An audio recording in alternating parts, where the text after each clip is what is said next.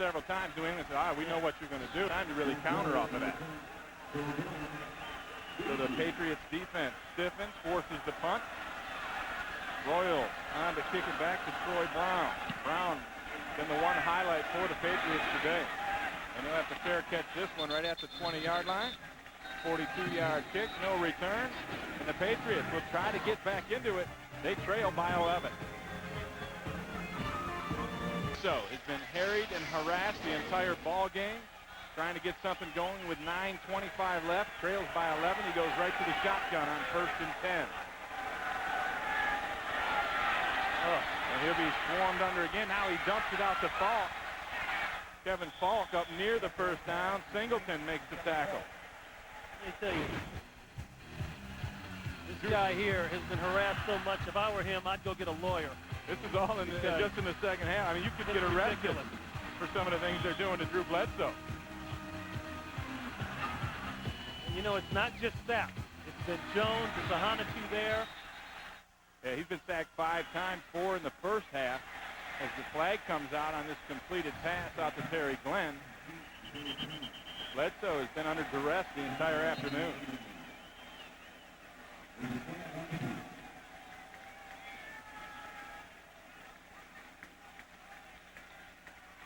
Holding against the Buccaneers defense. And one of the problems with Bledsoe, Ronnie, is that he's not the most mobile guy. He has trouble escaping some of that pressure, and that's when you wonder if maybe bringing a Michael Bishop in to contend with that might not be a bad idea. We get the call from Mr. Triplett. Illegal hands in the face. Defense, number 25. 5-yard penalty, automatic first down. Brian Kelly guilty, but Bishop was designated as the 3rd quarterback coming into today's game. So now that it's the 4th quarter, he can come in and come back out, and other players can play under the rule. Right. If he would come in before the 4th quarter, he'd have to finish. That was not an injury situation. He would be his game the rest of the way. So they could experiment here if they wanted to. Buccaneers blitz, draws movement along the New England line. You know, Ray, I got to go back to something. You know, I've heard that so much about what Bledsoe is or isn't, and I'll wait till the official finishes here. Prior to the snap, both start. 86 offense. 5-yard penalty, remains first down. And you know, I don't know if you look at the second half possessions here, not good, obviously. I don't know if I buy all that. Like I said, I think it's more things around him. The lack of run game, the switching in the offensive line. You know, you could bring Troy Aikman or Brett Favre up in here. They're not going to get their feet set either. No tight end. No tight end. He's got no safety valve down the middle of the field. Gets this one out in time to Brown. Brown hit immediately by Lynch. I'll tell you right now, if the Patriots have anything, it's Drew Bledsoe. Pressure again on that one. Marcus Jones. You look at Bledsoe, and he's been carrying this club. And without a 1,000-yard rusher, I mean, all the pressure goes on him. And it's a much more difficult deal. As the blitz comes again, Bledsoe unloads, and this one is complete out to Tony Simmons. And, you know, there's an example there. Look at the shot he just took there. And now, that ain't the first shot. And he's taken shots like that all last year, the year before. You know, next to Brett Favre, this is the most durable guy, I think, in the NFL as far as that's concerned. Yeah, we asked him about that. How does he stay durable? He said he walks 18 every other day just to stay in shape. But he's a big guy, and he takes care of his body. Dumps it over the middle to Falk, and Falk is hit and swarmed up immediately by Derek Brooks. And the thing of that graphic showed is that he's got no run game. You know, when Curtis Martin was here, and they were running the football, and they were in the Super Bowl, nobody complained about Bledsoe. He wasn't a problem there. But I'm telling you, if you don't give the guy some kind of run support and stuff like that. Boy, the blitz is just wide open again. Rondé Barber. And Barber's been in that backfield 3 or 4 times today. Has a sack. He had the first sack of the game. Here he comes again. Let me tell you, when you start bringing cornerbacks right down the pipe, that is like saying, I've got no respect for your offensive line. Because I've been there. And you take a couple shots to the chop, and the defensive coordinator stops sending in there when he sees one eye looking west and the other eye looking north. But Rondé Barber has made a steady diet of getting in the backfield. with that incomplete. 3rd down and 7. Patriots 4 of 14 on 3rd down conversion. Here comes the blitz again. Bledsoe with the heat again. He'll have to run, and now he's going to be swarmed under. McFarland was the first man there. Add a Hanatu to the pile along with Quarles. I mean, here's a guy that last year gave all his offensive linemen a free round-trip ticket to fly anywhere in the country. Yeah. I don't know what he was thinking on that one. I would have kept those miles. Watch his eyes get big as this rush comes. I mean, he had that grit, steely kind of look, and then all of a sudden, uh-oh, it broke down, and then they got wide, and then he gets punished. That's the stuff that goes on in Little League football, where everybody turns around and watches and the guy just gets machine gunned. Punt to Williams. Williams swarmed under at the 12-yard line. Nice special teams play by Tony George. A 1-yard return. And Tampa Bay takes over, leading by 11. The contest, Buccaneers backed up at their own 14.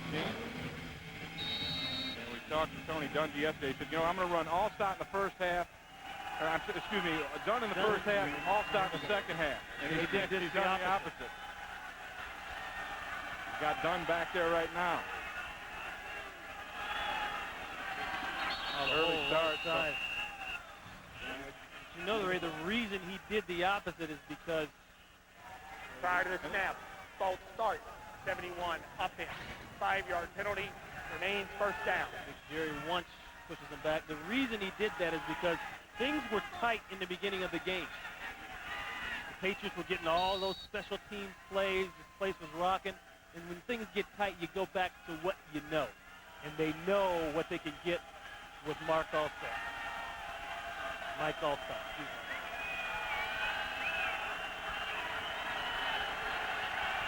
Allstott flanked out. Warwick Dunn stands on his own goal line. Blitz comes. Ted Johnson shoots through. Ted Brewski. Brewski makes the tackle, getting to the 10-yard line. Well, Hey, don't be afraid to step. That's it. There you go. Right here. Brad Culpepper and the Bucs defense had plenty of success last season, finishing as the NFC's top-rated defense. But next week, he'll line up across from his old mates as a member of the Chicago Bears. It's all part of a Fox Sports doubleheader weekend. Begins next Sunday with the pregame at noon Eastern, 9 a.m. Pacific, right here on Fox. And that'll be a great matchup. Culpepper going against his old boys. 2nd and 13, and King slides up for a short gain. And, you know, Warren Sapp and Brad Culpepper were very close. Yeah. I mean, they were very tight, played together for all 6 years. And it's interesting, they've only talked once since Culpepper got released. Yeah, you know, Warren admitted, I went into that militant mode after the release of Culpepper. He said, hey, here's a guy that taught me how to run stunts and taught me how good games can be down there. And for 5 years, we did a lot of damage. So he had to kind of redirect his thoughts and get back on playing football. 3rd down and 9. Bucs spread it out. King dumps it underneath. Complete. Close to the first down. Carl Williams with the catch. It looks like he's going to be a yard short, and the Bucs will have to punt it away. Yeah, that's actually a very key series there for Tampa Bay in the regard that you're backed up. You make a mistake here, give up 6 points, 7 points. Now you're looking at 21-17 ball game. It's a whole different deal. Well, they still have to worry about Troy Brown returning a punt. He's already brought one to the house as the Patriots use up a timeout, their first timeout of the second half. You know, Sean King really impressed me today. They're getting into a little discussion over there, looks like. There with Keyshawn. Yeah, well, you know, the whole thing was, okay, we've got Keyshawn Johnson. We've got some help up front in the offensive line. Yeah, we lost some stuff in defense, but we're so good there we're going to be all right. They proved that today. Can Sean take us to the next level? Because you know what? It's different when you're the guy. See, everybody in the league that they're going to play has had a full offseason to study Sean King. Last year he came in, people kind of picking their way through, and until he got down to that NFC Championship game where I thought he played pretty well, people didn't game plan you per se like they're going to game plan him this year. They're going to hunt and pick for every weakness he has and exploit it, or try to exploit it. And I think he handled himself pretty well today against a head coach who's supposed to be a defensive genius. Yeah, and I think a good defense is Tampa Bay takes the timeout. A problem in the special team alignment. They didn't have enough men out there as Carl Williams now trots onto the field. Boy, the special teams have they've let them down this week. And you can see Tony and Joe Marciano, the special teams coach, Marciano right there. You know, you have those days, man. And they say when you go on the road in the NFL, you pack two things, defense and special teams. Thank goodness they packed a couple extra underwear for the defense. They did. And I think they packed a good, balanced offense, which is what Les Steffel talked about wanting to have. You know, they have 304 total yards, 137 rushing, 167 passing, and they've actually run the ball 36 times, only 24 passes. And if they can do that and lead by 11, you take that any day. Right. Brown breaks one tackle, breaks another, and gets it up to the 40-yard line where New England will have decent field position. Brown has a great feel for returning punts. 49-yard kick, 11-yard return, and yeah, he's outstanding. Just like Desmond Howard has that feel. Can't do it as a wide receiver, but for some reason he can do it in that phase of the game. Well, they're building a new stadium here. They should be ready in 2002. The CMGI Field, which is going to seat 68,000. It's privately financed by Robert Kraft. It's going to cost $325,000. And this is going to be, again, another one of those nice new stadiums that are popping up all over the place here in the NFL. See the animation, and there's the work right now. You can see there's a lot of work left to be done. They showed a lot of houses there in the background. I don't see those yet. Yeah. I guess that's on the way. They'll be springing up once that thing is done. First and 10 from the 40. 5 receivers in the mix for Bledsoe. Rolls out, half roll, hooks up with Brown, and Brown will get 6 yards before Shelton Quarles gets him. But you haven't seen Bledsoe throw it downfield. Well, first of all, he doesn't have the time to throw it downfield. Next thing is, the Buccaneers defense is set up to play you short. Okay, they got 2 deep. They're going to have these 2 safeties right back here. They're splitting the field in half, and they're going to put 5 underneath. They're going to make it hard to get balls down there because they're going to jam receivers at the line of scrimmage and play physical there. Great catch by Eric Bjornson. His first grab of the day, good for 13. Second grab by tight end.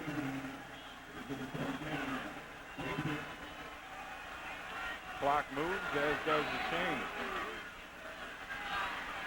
Bledsoe over the middle again to Bjornson. Isn't it amazing? And we got to be honest here.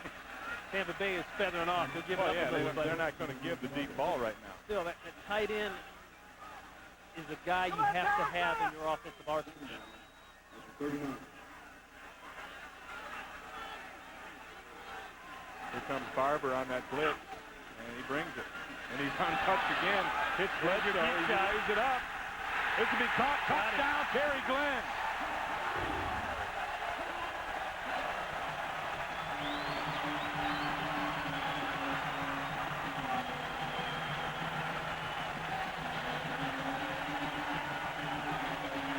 And with 3:01 left, you have to wonder if Bill Belichick isn't going to go for 2 here. Trailing by 5. You get the 2-point conversion, a field goal would tie it. And they have, they're going to, and Michael Bishop comes into the ball game to try and execute the 2-point conversion. And he's had success in the goal line running the option. Yeah, that's what I said a couple series ago, Ray. This thing is not over. One quick score. You're looking at a 2-point situation here. And in preseason, he's shown either the dive play or he's run the option. I say we look for bootleg. Oh, 90 flip, and he messed it up.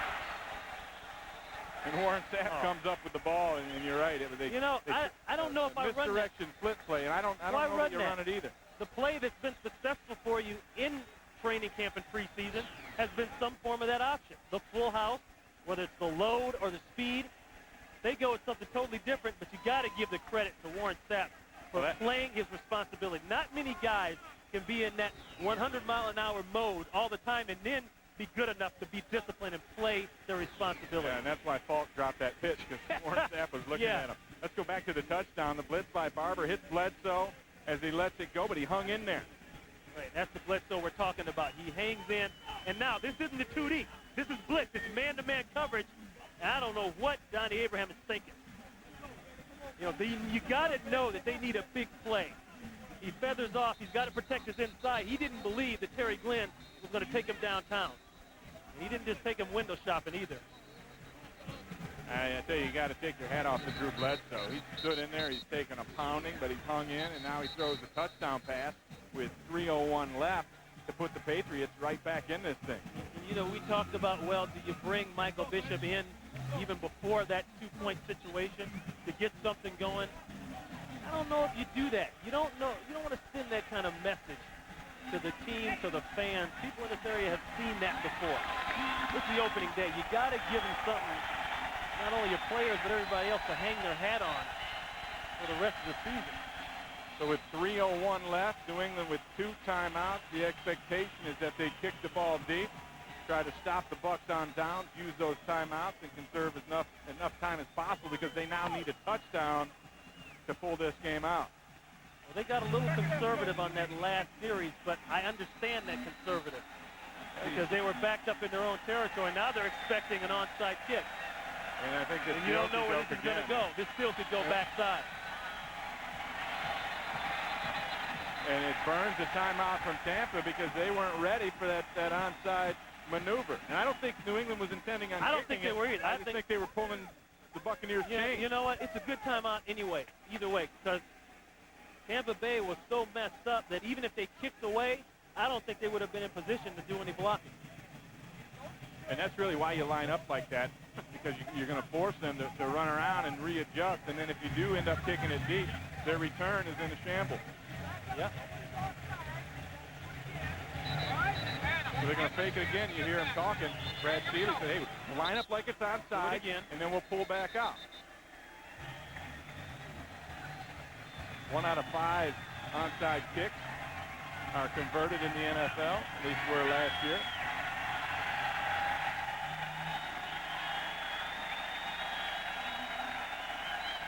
See how Tampa Bay reacts now. They bring him up again. You know, the Patriots are going to have 2 timeouts to use against the Bucs if assuming they don't onside kick and get the ball. Well, you talked about your chess match.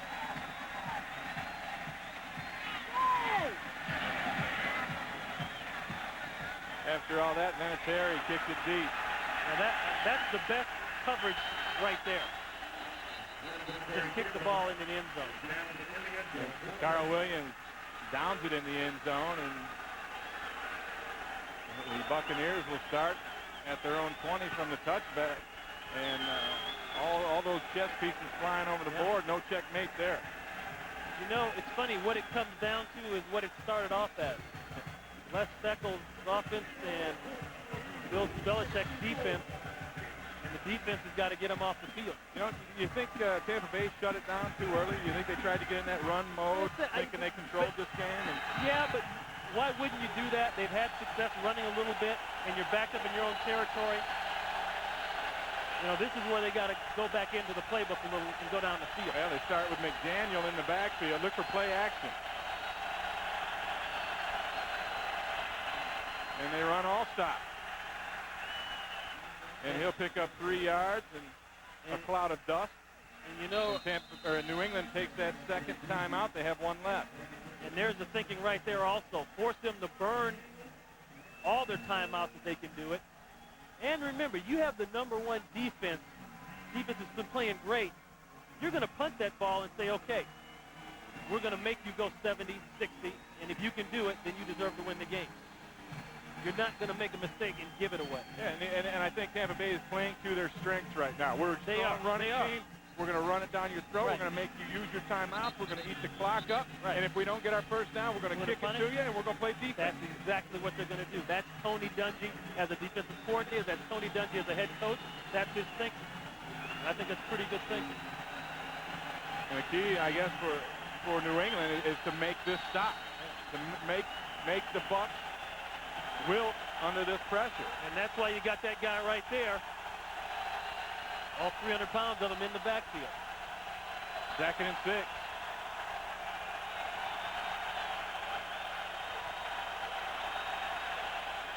Oh, they messed that King up. to offside, and he's caught in the backfield by Brandon Mitchell. I got to tell you. Another timeout is what they need right now, and they take it. The final timeout. Clock stops with 2:39 left, and it's 3rd and long. Randall McDaniel just decleated somebody.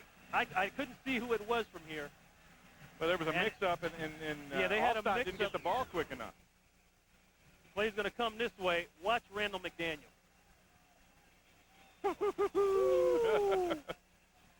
How high is the water, Mama? That's Teddy Johnson he got. Wow. Johnson missed most of training camp with a hamstring. He's going to have a sore back after that one. In fairness to Teddy, I think he kind of got caught coming off another block, but still. Now you got a huge 3rd down here, and you've taken all the timeouts away from New England. Yeah, and so what will happen is if New England stops Tampa Bay, what's going on here? There's a problem. The Buccaneers will let it run down to the 2-minute warning. One of the coaches there is trying to get Randall McDaniel off the field. Well, Keyshawn is going nuts. They got a problem. They got a screw up here. And Tampa Bay has to use a timeout. And now there are no timeouts left for anybody. They miscommunicated. They were trying to get Randall McDaniel off the field. One of the assistant coaches ripped off his headset, went running out to the numbers, and they end up having to burn a timeout. So they've got no timeout. Wow.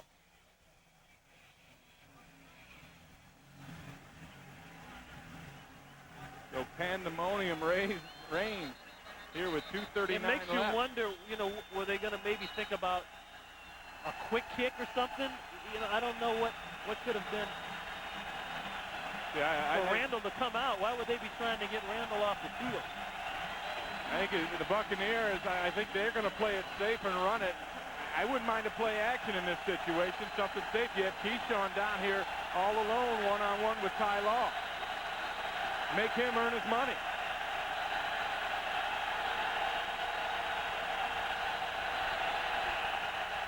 Here it is, bootleg. Slade read it. McGinnis read it, excuse me. Sacked by Willie McGinnis. Huge play for the Patriots. We said in the open, Ray, Bill Belichick had 2 guys that he needed to step up and play to win this game. One of them was Willie McGinnis. Moves him around, does a lot of things for him, with him. And you remember earlier, he got fooled on that handoff to Allstott. He thought King was going to keep the ball. That gamble right there paid off. I bet you all week long, Bill Belichick has told him, forget about the run, you take him on the boot. And that play paid off. The Bucs are going to let the clock run down to the 2-minute warning. And the New England Patriots will have good field position, trailing by 5. Don't go away, a good finish coming up. Turn a 66-yarder already is Mark Royal. Will kick it away to him. Patriots going to get the football back with 2 minutes left. No timeout. Trailing by 5. You know what's funny, Ray, is a lot of people in this stadium left. Toward the middle of that 4th quarter, some empty seats here, but people that stayed, they're going to get a show. High-hanging kick. Not a good punch. Fair catch at the 45-yard line of the Buccaneers, and that's where New England will be in business. And what they need is a touchdown here. They have 1:53, no timeout. That's plenty of time to get done what you need to get done. All right, now the big play they hit up the touchdown, of course, was a deep one to Glenn. What got him down the field, though, were the throws to the tight end. Bjornsson had 2 big catches. Bledsoe operating from the shotgun. Tampa Bay staying in that cover 2 look. 2 defenders deep. Dumps it underneath. Wow, he caught that ball. By Terry Glenn, what a grab. Terry Glenn been pretty quiet with the exception of that last touchdown. We're getting the ball to him. That's Glenn's 4th catch of the day, 56 yards and the touchdown. 2nd and 2 as the clock runs.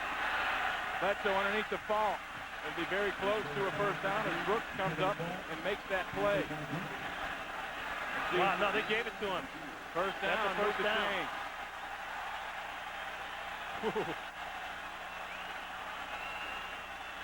Bledsoe in the hurry-up mode. Takes the snap, pressure on. They got him. And they sacked it. Got him. Warren sacked. Got him. Along They'll with mark the ball. Marcus Jones. Start the clock. Around the outside. Look at the hands there by Marcus Jones. And then he comes all the way around the horn. That's great effort. 2nd and 11. Bledsoe. 4-man rush. Dumps it off underneath the ball. He's got to think out of He'd bounds. like to get out of bounds, but he doesn't. Big hit from Brooks and Abraham. In that case there, you don't give up the yards to try to go all the way and get out of bounds. But it's 3rd down now and 2. Bledsoe dumps it outside the fault. He wants the first down. He didn't get the first down. But he goes out of bounds. So now it's 4th and 1. That right there is a rookie mistake. Yeah, I think you tried for the first down. No, he knew he was supposed to get out of bounds. But when you're that close to the marker, I don't know if he was aware of the down and distance. Yeah, I think you try to do both at that Yeah, point. he can do both. Perfect call, perfect play. It's there, head right for the pylon, Yeah, for the marker. Run Abraham right over, and you get that first down, and you get out of bounds. Now it's 4th and 1. New England must convert to keep this alive. He's going to... Bledsoe rolls to the right. It's complete. Wow. Troy Brown. Wow. Chains move. The clock's moving. Down to 20 seconds left. He'll clock the ball. He's signaling throwdown. He's just going to clock it now. And that's what he does. 14 seconds left. Patriots sit at the 22-yard line. They need a touchdown. They need a touchdown. This ball has got to go in the end zone. And this is the area where, okay, the chess match stuff is over. We played too deep conservative. Look for Monty Kiffin to throw a blitz in here somewhere. Well, You've had too much success with the blitz throughout the day. I think if you're New England, you have to throw it into the end zone now. Now you got to look at Terry Glenn maybe one more time, or your tight end. Bledsoe on the roll.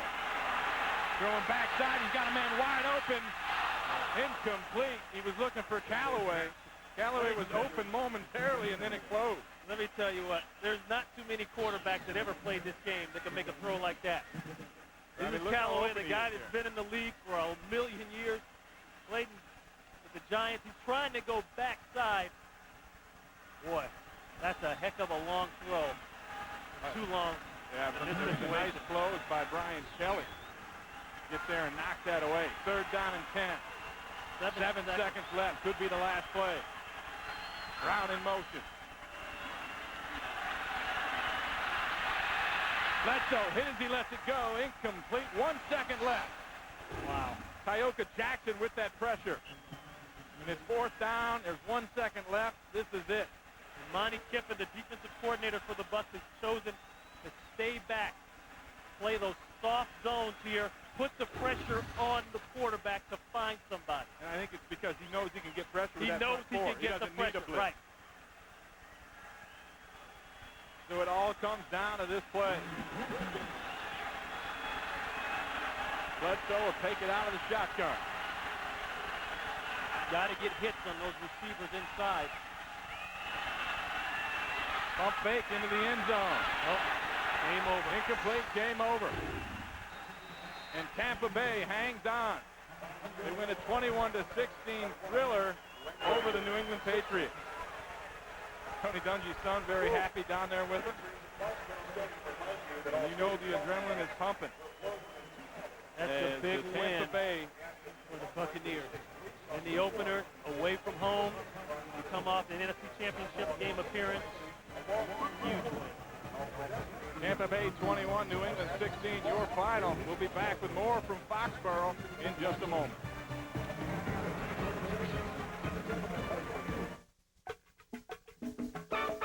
Now the play of the day brought to you by Dr. Pepper. You can vote for your favorite Dr. Pepper play of the day and enter the Dr. Pepper Big Game Day sweepstakes by logging on to foxsports.com. And it was the play where Sean King fakes the clock play and throws it up to Anthony for the touchdown. That's called the okie doke. the okie doke. And the Buccaneers pull it out 21-16 over the Patriots. An exciting game. Want to thank you all for watching. This is Ray Bentley for Ron Pitts saying so long, everybody. Stay tuned. The post-game show will be up. The Auto Trader post-game show coming up after these messages. Johnson has played many times, but as a Jet. Sean King, play action in the second quarter, and there's Keyshawn, 26 yards plus. Unlucky to Bucky Jones with a 15-yard personal foul. Yeah, and you watch here the linebacker. Watch Sean King with the great play fake. That's Teddy Johnson playing linebacker. His eyes are in the backfield, gets frozen for just a second. The crossing route by Keyshawn Johnson, that great intermediate route runner that he is. Beautiful play by the Tampa Bay Buccaneers. Then Willie McGinnis at the top of the screen comes off the play fake going down the line, doesn't attack the ball, and Mike Allstott goes to the quarterback, Sean King, instead, touchdown. Special teams for Tampa Bay. No, it's special teams for New England. Troy Brown and Band of renown. His band is playing 66 yards, and the P-men, all of a sudden, I mean, you can't score in Tampa's defense. Let's try and do it some other way. It's 10-7. Now, after a first down, it's the old trickery at the end of the half. We're going to spike it. No, we're not. Riedel Anthony, you go out, and Sean King, Marino-esque, hits him with a fake play, but it's a touchdown. Nothing fake about that. 14-7 the Bucs. Who says he's inexperienced? Third quarter, it's 14-10 Tampa Bay. Kevin Fall catches the pass from Bledsoe. Derek Brooks the hit. John Lynch the recovery. Two Pro Bowlers combining to turn it around for Tampa. First and goal to 3, and he didn't hit really many people, so I can only go. Mike Allstott, touchdown. 16 carries, 54 yards against Belichick's Patriots. 21-10 Bucs. Now here's what Drew Bledsoe saw all day. This is one of the bunch you don't know. Shelton Quarles with the sack. Warren Sapp behind the line of scrimmage, dropping Kevin Fall. 7 minutes to go on 3rd and 7. Bledsoe scrambling. I mean, it's not a sack, but it may as well have been. They had 4 sacks in the first quarter, 6 overall. Afterwards, Sapp says, Drew, you hung in there, which he did. In the end, New England actually had a shot at the end. We're really not sure how it all happened. Tampa Bay was around. They win it by the score of 21-16. Afterwards, one game as a Buck. Keyshawn happy. You have no animosity on the team, a locker room. There's nothing. This is a all easy outgoing team. Everything is great. You got a defense that's just, I mean, you can't say enough about it. I've never seen a display like that live in a long time. Well, the Patriots, they almost always win in September, first of all. Second of all, since September last year, Bledsoe and company have been sacked 53 times in the 13 games, and that can't continue with no running game for them to go anywhere. And Chris, not only the sacks, Drew Bledsoe was knocked down today 20 times. That's just like a sack. You get knocked down. If he happens to have that happen to him the rest of the year, I doubt if he'll finish the season. Sean King, one of rush, something few NFL opponents have been able to accomplish. In Foxborough, the Bucs were both strong and sneaky. And Sean King will spike it at the 8-yard line. Here's the snap, and he spikes. Oh, he throws the pass to the far sideline. It's caught! Touchdown, Tampa Bay! Wow! They caught the Patriots sleeping on that one. Because they thought they were going to spike the ball, a la Dan Marino did at the New York Jets the first time we saw it happen. So the Buccaneers pull a fast one on the New England Patriots and score. But the Pats managed to keep it close thanks to a one-man gang named Troy Brown. Spiraling down to Brown at the 35. That's left for the 40. 45, 50. Splits it. 40, starts to the right. 35, 30. He's going to take it all the way. Troy Brown, touchdown. 65-yard punt return. Brown's 220-plus all-purpose yards and a late touchdown pass from Drew Bledsoe to Terry Glenn made the visitors sweat. But it wasn't enough to overcome Tampa Bay's standard victory blueprint. Rugged defense, minimal turnovers, and Mike Allstott near the goal line.